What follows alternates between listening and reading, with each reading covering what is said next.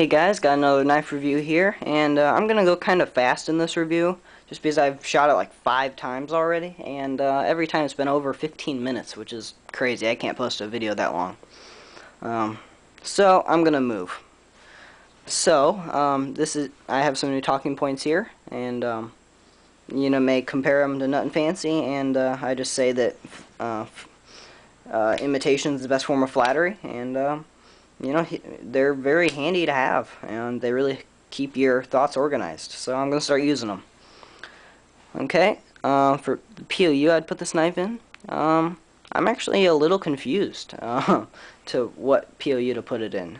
And the reason for that is that I carry EDC knives, so I'm talking about the first POU, EDC. It would function okay there. The only hesitation that I have putting it in that category is that I carry my EDC knives for kind of 2 reasons. The first being, and this is by far the most common, simply for EDC. Everyday tasks you run into. And the second reason being for defense. And I would hate to have to use my blade in a defensive role. It'd be awful. I don't want to do that at all. I'm not advocating that like as a cool thing or anything. It's awful. However, it's better than some of the alternatives. So I'm not going to get into too heavy of the philosophy on that. But I'm not so sure this would function great in that defensive role, just because it's too small, in my opinion, for adequate defense. As you know, I carry the Spyderco Manix, and I think that this is much better at defense than this. I mean, that's pretty obvious. This kind of dwarfs that. So, it's something to think about. Talked to self-defense already. Now, getting to full-out tactical. By that I kind of mean like soldier's knife. Something you're going to take to Afghanistan on a tour, on a campaign over there, or something like that. Yes. And the reason I say yes is that it's 1.2 ounces, meaning that for a utility blade, not a defensive blade over there, not a fighting knife, a utility blade, that's super lightweight, and it's something that you could carry around really easily, not really realize that you have it until you need it, and you get a lot of utility out of a 1.2 ounce package. And kind of the same thing goes for maybe like the SOG Flash 1s and stuff like that. Those are super light, sub 2 ounce folders. Kind of the same thing going there. Getting into specs, the blade on here is that excellent Spyderco leaf shape, full flat ground VG10 steel. I love VG10 steel, probably in my top 3 best steels for a folder. I love VG10, great corrosion resistance, edge retention, sharpens up easy enough, so great for that. The out-of-the-box edge on here is excellent, and this is a serrated version. And the story on that is that me and one of my buddies were up in Colorado, and we were at their Spyderco's outlet store, and they had a deal going where if you spent over $200, they gave you a free serrated dragonfly lightweight. So he got this knife. It's like a kid in a candy store. So that was kind of cool. So I'm reviewing this now. He let me borrow it, and but I can vouch for the edge retention, or I'm sorry, for the out-of-the-box edge on this, because this is a serrated version and it's very, very sharp. But the Delica that I have, this is mine, full flat ground VG10. These are both 2.5 millimeters thick, both VG10, and they're both really sharp. Now, that 2.5 millimeters thick is a pretty thin blade, which means that it slices very well, cuts very well, gets really sharp, but it's not as strong. And also that full flat grinding, opposed to maybe like a hollow grind here, hollow grind you keep that thickness throughout that portion, and it makes the blade stronger in side to side motion and stress. these don't have as much strength there. And really, the best way I have to look at it or show you guys is this is a Swiss Army knife, Wenger Commander. And trying to show you guys the thickness here. These are slightly thicker than this Wenger Commander, and I'm not going to spend a ton of time trying to get this to focus. But they really come down to the same very fine tip, which is, by the way, very good for getting out like splinters and stuff like that. Maybe not so good if you're going to drop it on the concrete. So again, compromises, kind of which angle are you going for. So what I was going to say is, if you could do it, or feasibly do it with maybe a large blade, one of the larger blades on a Swiss Army knife, if that would have enough strength to it, not lock strength, but just the strength of the blade, then these can probably do it. These are probably marginally stronger, but not by a lot. Okay, getting into body construction, it is FRN. This has the volcano grip on it. And I think in the spyderco Delica, I called this a volcano grip. This is actually bidirectional texturing, and I actually like the bidirectional better than the volcano grip. However, the volcano grip's not bad. It's only on this side. It is not on the clip side. This is just all smooth, which isn't really that bad. So pretty good on the texturing on the FRN. Now this does not have scales in it, or steel liners is what I meant. And so some guys may say that that's kind of a deal breaker for them. However, remember, this is a 1.2 ounce knife. That's really lightweight. I mean, you forget you have it on you. It's that light. And when I was up there, I was talking to one of the salesmen at the outlet store. He just works in the store. And he's a retired Spyderco employee. And I think he said he worked there something like 20 to 30 years. And he's retired now, and he's just kind of working in the outlet store in his retirement. And he said that he's never seen a non-steel lined FRN handle come in broken. Nobody's ever brought one in broken.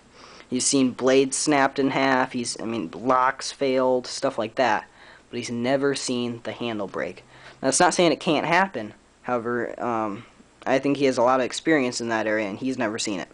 So take it as you will, but I think that's a pretty, good indication. It's probably pretty durable. The other thing is that if you were putting a lot of like look at this Delica, this has steel liners. If you put a lot of pressure on this, enough to maybe bend this handle like this way, and you got it to bend, that steel in there would probably bend permanently and stay bent, I would guess. FRN, without steel liners, is probably a little bit more elasticity to it. Meaning you could bend this, and if you got to take a little bit of bend, now there is this backlock sidebar and mechanism in there, but it's probably just a little bit more forgiving. It can probably take a little bit more shock load without actually, it'll bend, but it won't stay bent, is what I'm trying to say there, I guess. It is all pin construction, so you can't take it apart. Even the pivot is pin.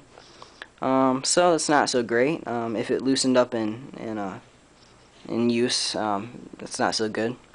However, I haven't seen that happen with this. Haven't used it super hard, but the lock upon here is excellent right now. No movement in there, and so keep it away from water. You won't be able to clean out that mechanism and the pivot, but you kind of got to decide what's important to you. That has a strange lack of jimping on here. They don't have any jimping on the bottom or the top here, and that's kind of disappointing to me. I really wish that this had that jimping, especially that excellent Spyderco jimping that this Delica has. Yeah, I really wish it had that, but it doesn't. The ergonomics on there, even with that lack of jimping, are really, really good. Feels very, very good in the hand. Doesn't feel like you'd slip forward or anything on there. Feels really good. Very good thumb ramp and everything on that, like that. So, very good ergonomics. The clip on here is a molded-on clip. And, I have mixed feelings on molded-on clips. I haven't seen them ever fail or do anything catastrophic where it's like really bad. However, I think I probably prefer metal clips. And there's a few reasons. This one doesn't retain like excellent. Although my buddy, he's been carrying it probably about a month, and he says it hasn't ever come loose or even threatened to fall out. So I'm not gonna say that retention in the pocket's a problem. But you kind of stuck with right where it is. If you're left-handed, not the best thing for you. You won't be able to put it where you want it. So it'll function, and it also, as you saw there, it you see how high it rides. Some guys want a little hanging out so they can grab it. I think that's absolute baloney. You can just push that clip up a little to get it out. I want this thing riding as low as possible. For concealment, a little, but more for I just don't want to lose it. The other thing is that because this is 1.2 ounces, you don't feel it in your pocket, which is good. You don't want to feel a big chunk of steel in your pocket. It gets kind of annoying. However, if it did fall out of your pocket, you could probably go several hours without even knowing it. Until you reach for your knife again, you're not going to know that you lost that knife. And if you're in the woods or, I don't know, just running errands around town, you're probably not going to find it again. And then colorations this comes in. It does come in some other versions. It comes in a G10 version. This is their 2010 product guide. It comes in a G10, green foliage green G10. That thing runs around $70, which is just astronomical. I don't know how they can charge that. However, if you're really digging this design, and you're left-handed, you can flip that clip. It's a wire clip. Check that out if you want. It also comes in 2 stainless steel versions. I don't think stainless steel is the best option, just because it's too heavy, and I don't think it adds that much to the design. But other than weight. But if you're a fan of stainless steel knives, handled knives, go for it, I guess. The price on this knife is about $35, which is a little high. Not like outrageous. I just think that it's a little high for the size of knife that this is. I know it's Seki City, Japan, and there's a lot of trade restrictions, meaning they have to produce it in Seki City, Japan because of the VG10 steel. However, I'd like to see it a little lower. Maybe if they could get this thing around $25, I think that it'd be a much better seller. I think that it would really sell better that way. So value, it's probably about medium value. It's not way overpriced. It's just not deal of the century. And then getting into competition, I think I'm going to get this under 15 minutes. Yes, I'm excited. Maybe the Gerber Mini Paraframe. This knife runs about $13. Not as good steel. This is just Gerber steel, and this is a frame lock, but very similar in blade length. I just remembered something else. I learned this from Jump the Map. That's his screen name. This right here, this section right there on backlocks is called the ricasso.